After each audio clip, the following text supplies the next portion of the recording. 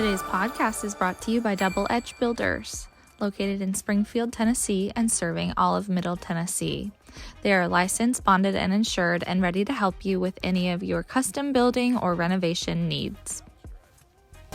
Hey everyone, Rachel Allison here with Stay Positive Podcast. I'm joined by Jeff Bennett, the Director of Regional Operations for Habitat of Humanity of Greater Nashville. Did I get that right? You got that right. Yes, we were practicing a lot before. Jeff, thanks so much for being here. Thank you. It's so good to be here with you today, Rachel.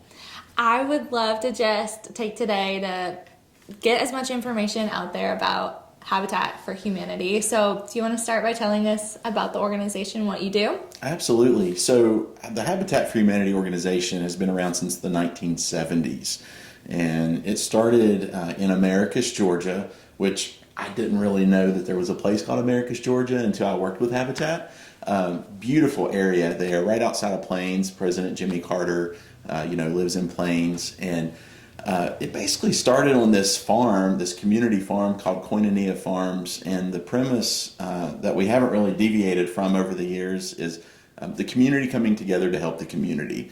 And in our case, it's the community coming together to help other communities to be able to afford home ownership, not just affordable housing, but affordable home ownership. And so Habitat is a global organization. We are a local affiliate of Habitat International.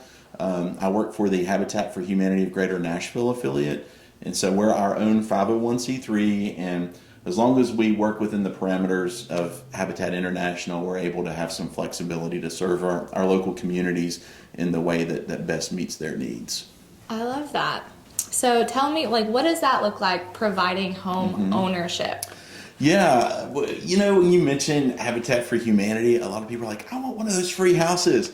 Habitat homes are not free. Me being a new homeowner myself, there are a lot of barriers to home ownership.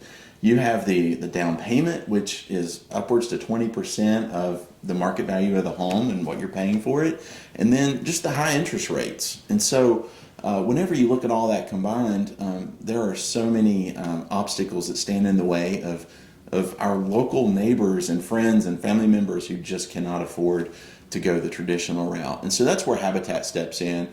We just go in and eliminate those barriers. So there's no interest. We do have a 30-year mortgage, and we don't have a down payment on the home. So we finance 100% of the mortgage. Habitat finances that, and we have some community partners who help us to be able to do that. And then the future homeowners, once they're accepted into the program and after they apply, they go through a pretty rigorous approval process. They begin taking classes in our Habitat Academy, and then they personal budgeting, which is very daunting for a few people who go into it and they like, oh my gosh, personal budgeting. It's like looking behind the curtain of your finances, which is never fun or enjoyable. But I think it's a turning point for a lot of our homeowners. They really see where their money is going, and we can help them track that. And then, of course, home maintenance. Many of our homeowners have rented their whole life or maybe lived with friends and family, and they have never cut their own yard, their own lawn. So we teach them how to do lawn care maintenance and small home repairs and different things like that. It's all part of the program, and then we begin working with them to build their own home. And so we call that their sweat equity component of that.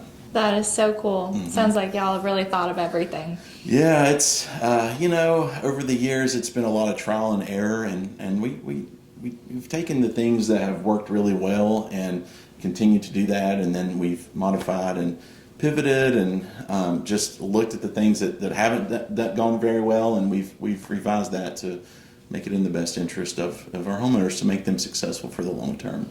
I could probably use that homeowners maintenance class. I'm not gonna lie. Can I get in one of those classes? I'm the same way. It's like, okay, I'll go back to some of our construction team and I'm like, okay, I'm having this issue at home. Can you help me with it? And so I'm the exact same way. And I think it's something that needs to be taught in our local schools. I think our kids need to learn how to budget and learn how to do some home repairs so that when they get out on their own, they already know how to do that. Yeah, that's great ideas. So how long is the process? Say I submit an application and then I get approved or accepted. When am I going to be in my home? Yeah, so it can be an 8 to 12 month process. For some individuals, it can be closer to 8 months. We have that a little bit of flexibility out in our counties, which are outside of Davidson County and Cheatham, Dixon, Wilson, and Robertson. Most of the time, we're working with only one household at a time out in our counties. In Nashville, they may have a whole cohort that they're working with, and so they go through the program all together. But it's safe to say 8 to 12 months, and that's from application to taking the classes to building your home and then closing on your home and having the dedication and all of those things. So you're looking upwards to a year. I think that's actually an incredible turnaround time, considering if I were to go to a builder right now, it would take at least 8 to 12 months to get in a new home that way. So yeah, and it's a huge investment too whenever you're looking at the classroom training, and then my team, we're looking at community sponsors and recruiting volunteers and building the home and the whole permitting process of working with local government, and all of those things that come along with what a traditional contractor would do, plus adding on the educational piece and then all of the sweat equity components to that. So it is a really good turnaround time, and we have a great team who manages all of that. Yeah, absolutely. So tell me, what is your position as the Director of Regional Operations? Yeah, so we, as I mentioned before, we serve a total of 5 counties: Davidson, Cheatham, Dixon, Wilson, and now Robertson counties. And so my role is overseeing the work that we do in our county operations, which would be Cheatham, Dixon, Wilson, and Robertson, and essentially being a liaison between what's going on at the grassroots level out in our counties and taking that back to our Nashville office, our central office in Nashville, and just working to collaborate with our local government. We have, I'm a huge proponent of grassroots, so we have our local community councils in each county that we work in. So here in Robertson County, we have a local advisory council of about, I think we probably have about 15 people in the council. They're local business men and women who work and serve here and live here in Robertson County, and they just provide some very valuable input for the work that we do, and they help advise us on what's going on here in Robertson. If I'm not inviting the right person to a groundbreaking, like it's you, okay. for instance, no hard feelings. It's fine. Totally missed that on my radar. We're able to make sure that we have the right people at the right location at the right time, and that we're not leaving anyone out, and also it helps us to be able to just stay relevant in a local community where there may be something going on that I'm not aware of because I'm traveling around. Our local advisory council helps with that. So I oversee all of that and just make sure that everything flows well, sort of like a project manager would. That's really cool.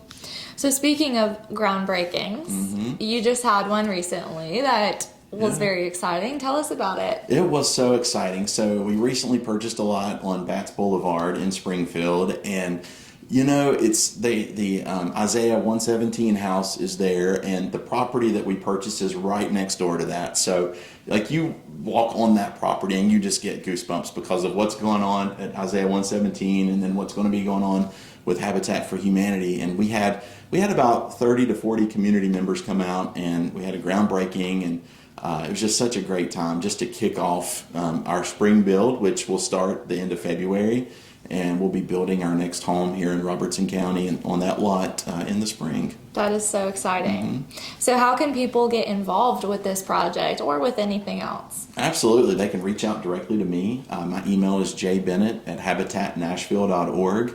You can also go online to our website at habitatnashville.org. We have a wonderful volunteer engagement manager, Geneva Phillips. And if you would like to volunteer, just reach out to her at gphillips@habitatnashville.org. What are the main things that you need right now?